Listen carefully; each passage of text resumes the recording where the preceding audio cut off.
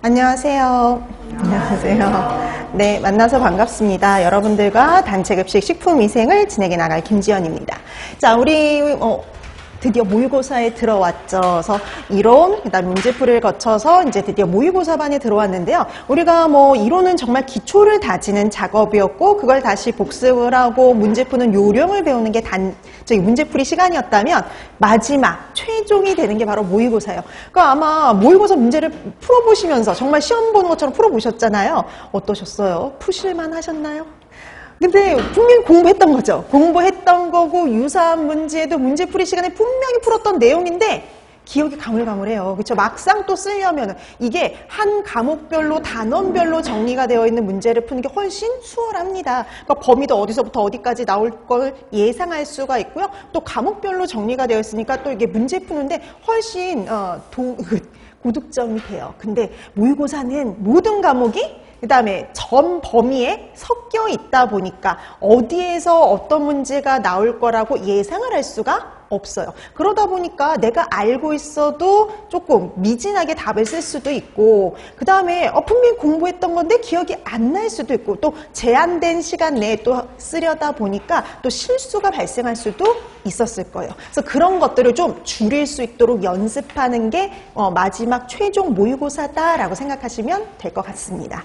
자, 그럼 이제 우리 단체급식하고 식품위생 문제 확인할 건데요. 먼저 우리 단체급식 먼저 확인을 하고 그 다음에 식품위생 진행할 거예요. 그 이유는 단체급식 문제가 먼저 나와 있거든요. 그래서 단체급식 문제부터 확인합니다. 자, 단체급식 문제가 첫 문제가 어디 나와 있냐면요. 바로 2교시 전공 A예요. 그래서 전공 A에 4번에 있습니다. 그래서 전공 A 4번에 있는 요 문제부터 확인하도록 할까요?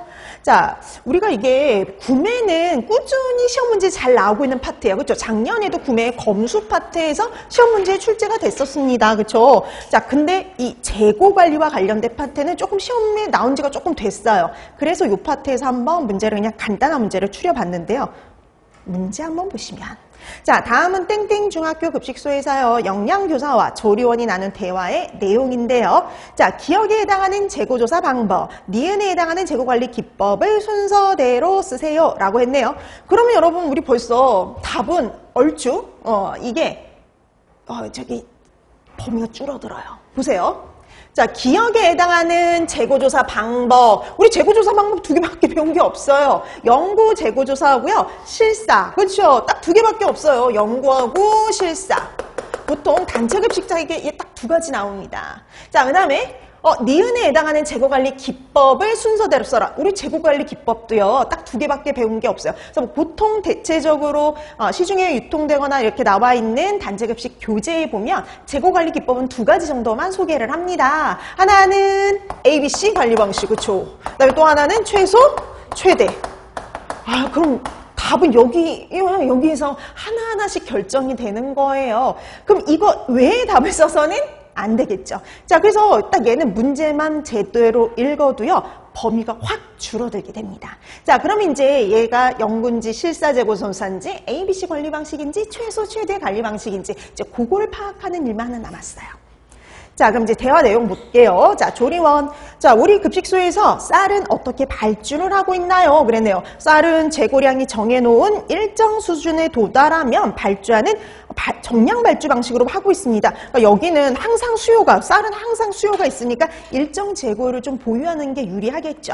그래서 정량 발주 방식으로 이 급식소에서는 발주를 하는데, 조리원이 그랬어요. 그러면 정량 발주 방식으로 쌀을 발주하려면 평상시에 기업 방법으로 재고 조사를 실시해야 되겠네요. 이랬네요.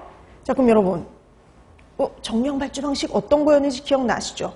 그럼 정량 발주 방식 그러면은 우리가 일정 수준에 도달했을 때, 발주점에 도달했을 때 발주에 들어가야 되거든요. 그럼 언제 발주점에 도달하는지 뭐예요?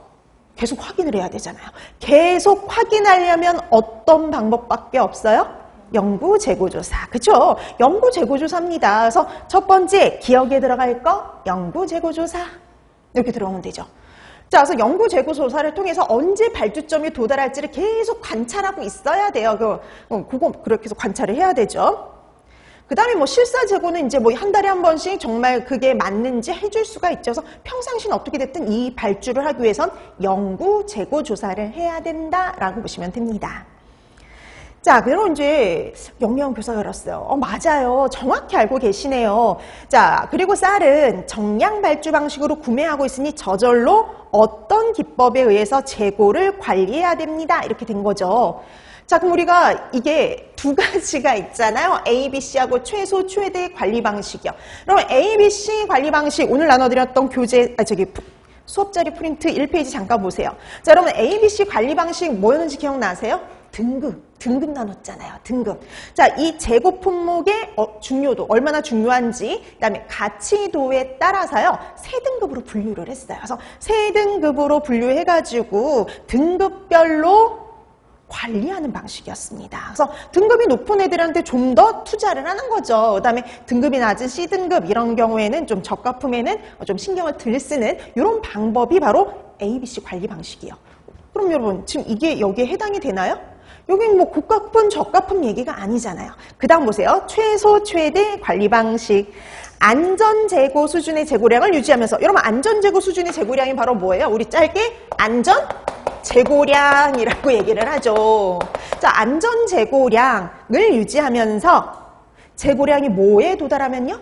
최소 재고량에 도달하면 거기에 발주점이 되는 거죠. 발주점은 바로 최소 재고량입니다. 그래서 최소 재고량의 재고가 도달이 되면은요, 발주를 해요. 적정량을 발주를 합니다. 자, 그 적정량을 발주해서 얼마를 뭐를 보유하는 거냐? 최대 재고량을 보유하는 방식 이렇게 되는 거죠. 그래서 최대 재고량은요, 안전 재고량에다가 발주량을 합친 거 이거 어디서 본 적 있어요? 정량 발주 방식에서요. 딱 정량 발주 방식을 설명한 게 바로 최소 최대 관리 방식이에요. 그래서 발주점에 도달을 하면 최소 재고량에 도달하며 발주해서 적정량을 발주해서 최대 재고량을 보유하도록 하는 방식. 이게 바로 최소 최대 관리 방식이고요. 뭐하고 연결이 되어 있는 거예요? 바로 정량 발주 방식하고 연결이 되어 있죠. 그래서 계산하는 방법이 정량 발주 방식에서 계산하는 방법이나 최소 최대 관리 방식에서 하는 게 다 동일했었잖아요. 자, 그래서 두 번째 들어갈 거 최소 최대 관리 방식 이렇게 들어가면 됩니다. 자, 그래서 이거는 순서가 바뀌면 안 되죠. 항상 순서에 맞춰서 해야 돼요. 그래도 연구 재고 조사는 많이 쓰셨더라고요. 많이 쓰시고 그다음에 이제 두 번째 이제 관리 방식에 엉뚱한 답을 써놓기도 하고 하셨는데 다시 한번 재고 관리 기법 확인해 두시면 돼요. 자, 그러면서 이렇게 하면서 이렇게 부족한 부분, 조금 미진한 부분들 있잖아요. 그런 데 다시 이제 보강하는 거예요. 아, 여기 그냥 지나치고 갔구나. 내가 여기 조금 부족하구나. 이렇게 싶은 부분은 다시 한번 확인을 해 두시면 되죠. 자, 그 다음에 오늘 거기 나눠드렸던 또 프린트에 발주 방식, 비교해 놓은 표 있죠? 다시 한번 확인해 두세요. 우리 뭐 다 알고 있는 내용이시겠지만 다시 한번 기억을 되살려 주시면 좋을 것 같습니다.